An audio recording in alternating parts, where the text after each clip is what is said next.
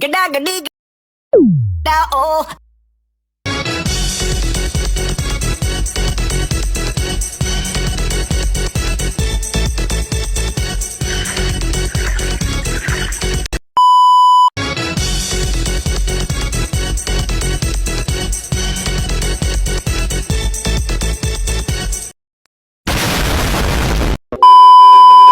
Okey.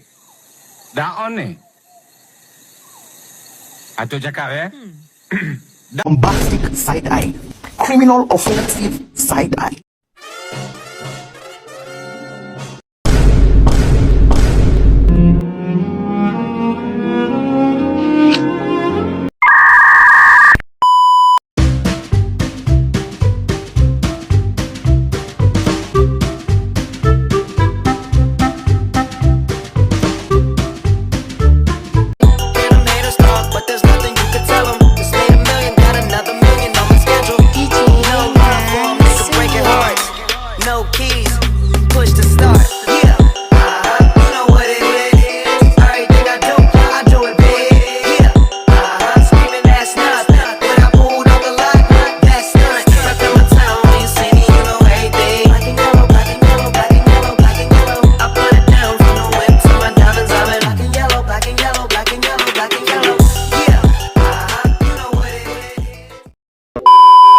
Saya akan menjelaskan pengertian dari logika. Logika merupakan studi penalaran atau reasoning, yaitu cara berpikir dengan mengembangkan sesuatu berdasarkan akal budi dan bukan pada perasaan atau pengamalan. Di dalam logika ini, tidak semua jenis kalimat menjadi objek tinjauan. Logika itu seperti sebuah permainan puzzle, tapi dengan kata-kata. Tidak menggunakan logika untuk berpikir secara teratur dan benar, agar kita bisa mengambil kesimpulan yang tepat dari suatu informasi. Proposisi bersyarat. Proposisi bersyarat adalah jenis kalimat yang menyatakan hubungan sebab akibat antara dua pernyataan. Biasanya kalimat ini diawali dengan kata jika lalu diikuti oleh kata maka. Contoh, P sama dengan jika hari hujan dan Q maka aku akan membawa payung. Jadi jika P dan Q-nya disambungkan, maka akan membentuk kalimat seperti jika hari ini hujan, maka aku akan membawa payung. Selanjutnya adalah tabel kebenaran. Jika B, maka nilainya akan B. Jika B, maka S, maka nilainya akan S. Jika S, maka B, maka nilainya akan B. Lalu selanjutnya jika S, maka B, maka hasilnya akan B. Di sini saya akan menjelaskan bagian-bagian dari proposisi bersyarat dan contohnya, kemudian jenis-jenis proposisi bersyarat. Oke, bagian-bagian proposisi bersyarat. Hipotesis. Bagian setelah kata jika sebagai pernyataan satu. Ini adalah syarat atau kondisi yang harus dipenuhi. Kemudian konsekuen, bagian dari kata maka. Pernyataan kedua, ini adalah akibat atau hasil yang terjadi jika hipotesisnya benar. Contohnya seperti jika matahari bersinar, maka langit akan berwarna biru. Jika di situ termasuk ke hipotesis dan makanya termasuk ke dalam konsekuen. Kemudian jenis-jenis proposisi bersyarat adalah yang pertama implikasi, bentuk lain dari proposisi bersyarat. Yang kedua kontraposisi, kebalikan dari proposisi bersyarat. Yang ketiga ada konsekuen, menukar tempat hipotesis dan konsekuen. Yang keempat ada inverse, negasi dari baik hipotesis maupun konsekuen. Dan saya akan menjelaskan makna lebih dalam lagi dari implikasi, kontraposisi, konverse, dan inverse. Yang pertama implikasi. Implikasi adalah salah satu konsep dasar dalam logika, matematika, dan berbagai ilmu disiplin yang melibatkan penalaran formal.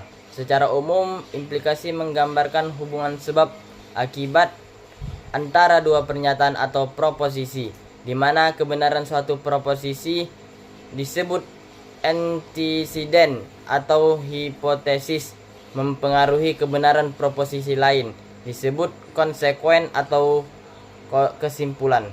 Yang kedua, kontraposisi adalah salah satu konsep logika dasar yang berkaitan erat dengan implikasi. Kontraposisi memberikan cara untuk mereformulasikan pernyataan implikasi menjadi pernyataan yang akuivalen, tetapi dengan membalik dan menghasilkan kedua proposisi. Secara lebih mendalam, kontraposisi memberikan pandangan lain untuk pernyataan hubungan sebab akibat antara dua proposisi dan digunakan luas dalam penalaran dedukatif, terutama dalam pembuktian matematis. Dan yang ketiga adalah konvers. Konvers adalah istilah yang umumnya digunakan untuk merujuk pada suatu bentuk inversi atau pembalikan dari sesuatu secara lebih mendalam. Konvers mengandung gagasan tentang pengubahan arah atau urutan dari elemen-elemen dalam satu sistem, baik itu dalam konteks logika, matematika, bahasa, ataupun bahkan agama. Invers. Kemudian yang keempat, invers. Invers adalah konsep matematika yang mengacu pada operasi atau fungsi yang membalikkan efek dari operasi atau fungsi awal. Konsep ini dapat diterapkan dalam berbagai cabang matematika, termasuk aljabar, geometri, dan kalkulus. Jadi teman-teman, bikondisional atau biimplikasi. Bikondisional adalah suatu hubungan yang sangat spesifik antara dua pernyataan. Keduanya harus memiliki nilai kebenaran yang sama agar pernyataan bikondisional bernilai besar. Ada juga definisi bikondisional atau biimplikasi. Bikondisional antara dua proposisi P dan Q, ditulis sebagai P berlawanan dengan Q dan dibaca sebagai P jika dan hanya jika Q, atau P adalah ekuivalen dengan Q. Jadi di sini bikondisional itu memiliki tabel kebenaran. Keterangannya P dan Q adalah dua pernyataan yang bisa kita bandingkan. B berarti benar dan S berarti salah. P berbalik dengan Q adalah biimplikasi dari P dan Q. Keterangan tabel kebenaran. Baris 1, jika P benar dan Q benar, maka pernyataan bikondisional juga benar. Baris kedua, jika P benar dan Q salah, maka pernyataan bikondisional juga salah. Dan baris ketiga, P salah dan Q benar, maka pernyataan bikondisional salah. Baris keempat, jika P salah dan Q salah, maka pernyataan bikondisional adalah benar. Contoh dalam matematika. Bilangan genap. Sebuah bilangan adalah bilangan genap jika dan hanya jika di bilangan itu dibagi dua. Contoh dalam kehidupan sehari-hari. Lampu lalu lintas. Lampu lalu lintas berwarna hijau jika dan hanya jika kendaraan boleh melaju. Hari libur. Hari ini adalah hari Minggu, jika dan hanya jika besok adalah hari Senin. Ujian, kamu akan lulus ujian jika dan hanya jika kamu belajar dengan rajin. Selanjutnya adalah kesimpulan. Memahami logika dan proposisi bersyarat memungkinkan kita untuk menyusun argumen secara sistematis dan mengevaluasi pernyataan-pernyataan berdasarkan kondisi tertentu. Oke, selanjutnya adalah proposisi bersyarat dan varian-varian seperti kontraposisi dapat membantu dalam memahami suatu kondisi dan hasil dapat dinyatakan dan dianalisis. Oke, yang terakhir adalah bikondisional menghubungkan antara dua proposisi yang saling berkaitan, memungkinkan penilaian yang saling berhubungan. Sekian materi dari saya. Jika ada pertanyaan, maka saya akan kasih jawaban, bukan harapan. Karena saya di sini untuk ngisi materi, bukan mengisi hati yang sunyi. Paham? Assalamualaikum warahmatullahi wabarakatuh.